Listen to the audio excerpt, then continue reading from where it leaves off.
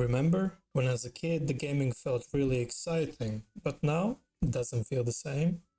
You also have probably just thought that you are too old for games and should just quit. Well, maybe you're wrong. Let me explain. Back in the day, developers were more focused on creating a product for players.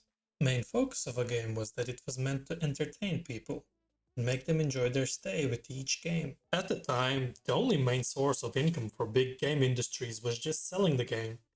That's when it all started, microtransactions. At first, it was not that big of a deal.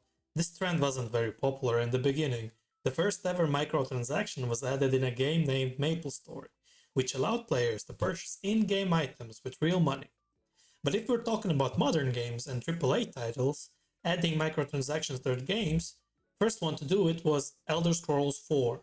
They created a downloadable content, also known as DLC, that offered cosmetic changes. But the horrors of microtransactions in modern games really started with the rise of free-to-play games and mobile gaming.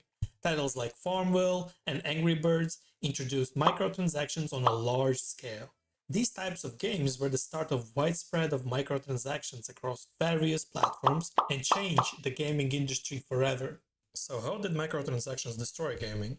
Well, the first thing is pay to win. While mostly seen on mobile games, the pay-to-win scenario is one of the worst. Games that give people options to pay for progression or for in-game content that is not accessible or is almost impossible to get by just playing the game is really irritating and makes you hate games. Aggressive monetization. Some games implement aggressive or intrusive monetization strategies, constantly encouraging players to spend money. This can create a negative experience, as players may feel pressured or annoyed by constant prompts to make purchases.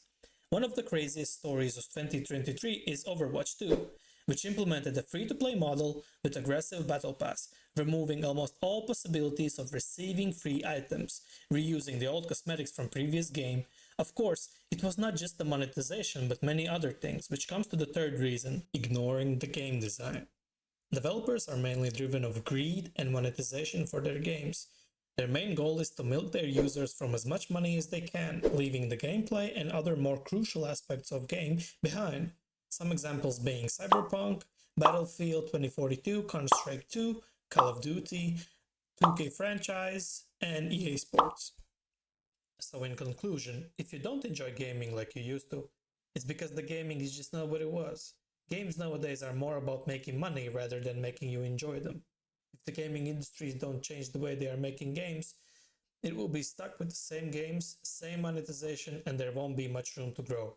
And we will probably not see any new and original content. Thank you. Thank you for watching, guys.